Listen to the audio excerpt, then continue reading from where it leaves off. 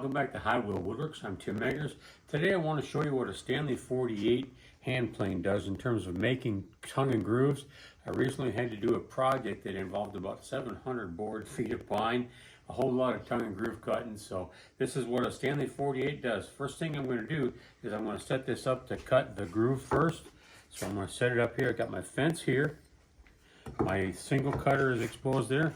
Pull it down through here and you can see what it does. Come in there and cut that groove out there just ever so nice.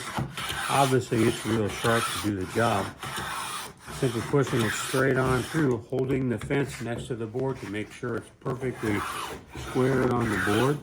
And just run it through a bunch of times to get that nice groove. This one is set up to cut material that's 3/4 of an inch wide, and it'll center it there. If your board happens to be in a little wider, just make sure that you're referencing your boards that you're going to put together and put your reference on the same side with each of them. So if you've got one side of it that's a little closer than the other, it'll be okay. Leave your margin on the back side. Needless to say, it gets a whole lot of shavings going on here. We'll pick up the pace a little bit and get through it. And you'll see when it gets down to the bottom, where it's only going to go so deep, it'll stop cutting. That's the way you'll know that you're down at the bottom of your groove. So we've got a real nice groove here. We'll take that out, pull it in our other piece to get our reference on the right side. Now the neat thing about this plane is it'll do both that groove and now it'll do the tongue. You simply release the spring here, turn the fence around, and now you have two cutters here that are ready to do their thing. So it cut the groove before, now it's going to cut the tongue line. Again, the same fence up against the side of the board, pushing down on it, and you'll see we cut both sides of that, so we'll have a real nice tongue come out of there. So it's two cutters in one plane with a reversible fence. Goes down and gives you a perfectly good tongue and groove. Look at all those shavings coming across there. Stanley number 48 tongue and groove plane. Does a fantastic job. And it's going to bottom out here in a little bit.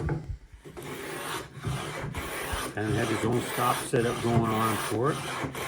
So we'll pick up the pace here a little bit and get it through it.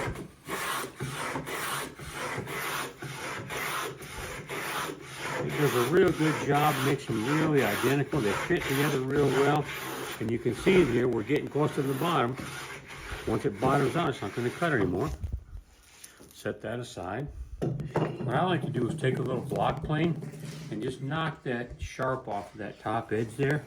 That way when I glue these together, there's a little bit of room for the glue to go to it. Someplace for the glue to go. Right there we go. When I take these out, on my vise, set them up here, get my orientation correct. Right there. They fit together just perfectly well. Nice tongue and groove. I actually had it backwards, so let's go back this way. Now this joint here on the top, perfectly flat. If you want to accent that joint, take your plane again, your block plane, just run a little chamfer down there. Rather than try to make the joint go away, it'll kind of accentuate that. Add just a little bit of chamfer to it, and now you got a joint there that's got a really nice accent to it. So that's how you make a tongue and groove with a good old-fashioned Stanley number 48 reversible tongue and groove plane. One of the slicker things that are out there. So that's what we got for the shop today, Stanley number 48. Go out and find one, do all your small tongue and groove products. You'll really enjoy it. Thanks for stopping by. Comment down below if you would.